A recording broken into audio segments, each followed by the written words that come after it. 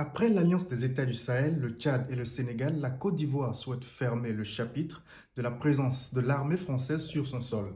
Alassane Ouattara a officiellement annoncé le départ des troupes françaises stationnées sur son territoire. Cette décision s'inscrit dans une tendance régionale où plusieurs nations africaines, notamment au Sahel, remettent en question la présence militaire française. Le président ivoirien a déclaré que la base militaire française située à Port-Bouët à Abidjan serait rétrocédée à la Côte d'Ivoire avant la fin de ce mois.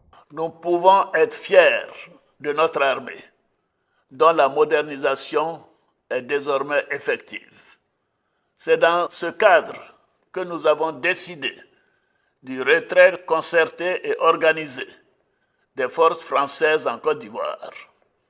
Ainsi, le camp du 43e BIMA, le bataillon d'infanterie de marine de Port-Bouët, sera rétrocédé aux forces armées de Côte d'Ivoire dès ce mois de janvier 2025. Le 43e BIMA accueillait plusieurs centaines de soldats français dans le cadre d'un partenariat de défense signé en 2012. Ce partenariat avait été établi après la crise post-électorale de 2010-2011, marquée par la chute de l'ancien président Laurent Gbagbo.